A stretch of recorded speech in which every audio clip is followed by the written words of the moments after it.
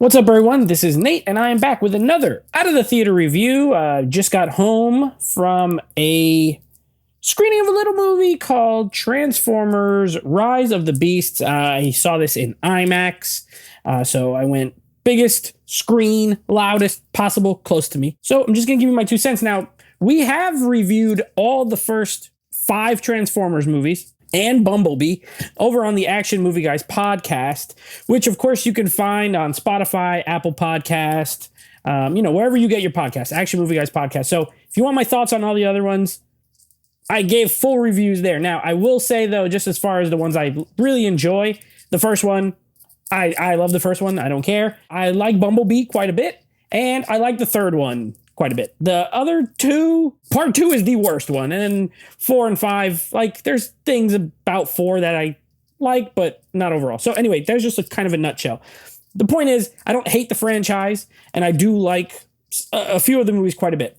So going into this one, I was looking forward to it. I like the 90s setting. I love 90s everything. So I was looking forward to that. I like the cast. I like Anthony Ramos. You got Ron Perlman in the voice cast. I like Pete Davidson. I think he's pretty funny, so I didn't mind him. So I will say, I enjoyed the film. I think it is a solid Transformers movie. Is it like a great overall film? I don't know.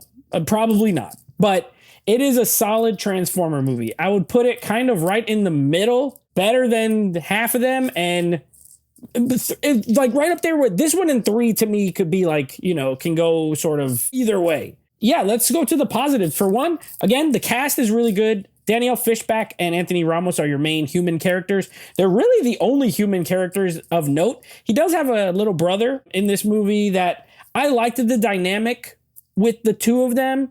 I wish there was a little bit more as far as, them interacting, but I did like the storyline though with his brother. He has a sick brother and he's having a hard time financially, and so he has some struggles. It makes him relatable, so I like that. Now, as far as the Transformers go, a small group here. You have Optimus Prime, Mirage, who is of course voiced by Pete Davidson, Bumblebee, and RC, and that's it as far as the regular Autobots. And then you have the Maximals. Now, when I was a kid, I did watch Beast Wars. That was the main draw of this movie for me, was that they were going to have Maximals in there because I enjoyed Beast Wars. Optimus Primal was awesome. Cheetor was my guy. Rhinox is cool. So I was looking forward to that. I will say I wasn't let down in the execution of the Maximals themselves. I was a little let down in the amount of screen time they had. I wish they had more. Optimus Primal is done a great service in this movie. Like, he is really good. Perlman's great. He gets a lot of the big moments. Air Razor, who is voiced by Michelle Yeoh, she does too. But Cheetor, Rhinox, like they do nothing, pretty much. They do nothing. And that's unfortunate. I wish they had a more prominent role. I did like the villain, Scourge, I think his name is. He was cool. He's voiced by Peter Dinklage. He was cool. And of course, you got Unicron, who's just a big robot. Plot-wise, it's pretty basic. It's a MacGuffin movie. So there's this thing that the bad guys want and the good guys want. The bad guys want it so that Unicron can eat Earth, and the good guys want it so that they can leave Earth. So, and then that's it. And then they're both trying to get it. Pretty much like the first movie, right? You had the Allspark. Everybody's trying to get to the Allspark. So very similar in that regard.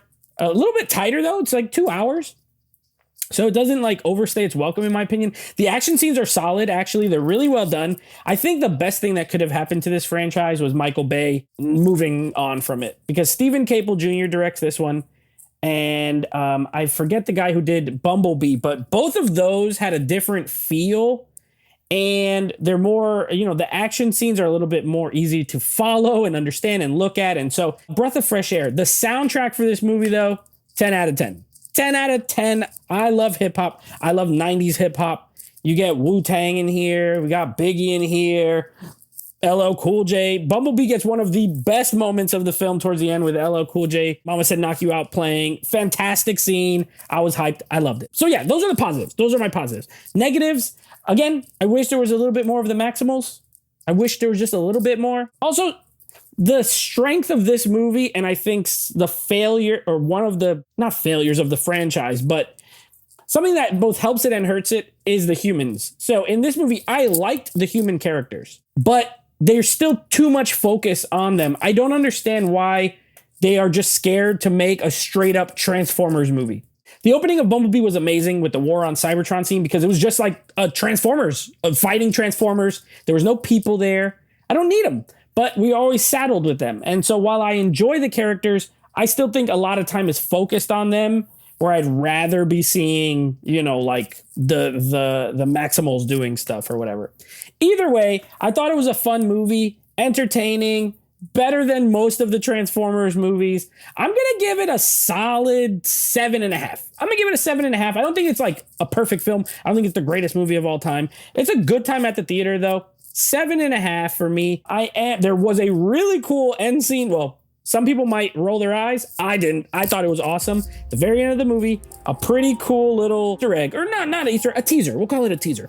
Pretty cool little teaser that happens at the end that got me pretty hyped. So definitely make sure you stay till the very end of the movie. Now, of course, if you like these videos, please consider subscribing to the channels. Hit that subscribe button and the bell notification. That way, you can get notified when we make new videos. Give me a like down below if you enjoy these reviews, and let me know what you thought of this movie. Did you hate it? Did you love it? Are you not going to see it? Let me know down below. I will be back next week with another review. Now, I already saw The Flash, so I don't know what it's going to be, but I will have another Out of the Theater review next week. Until then, take it easy.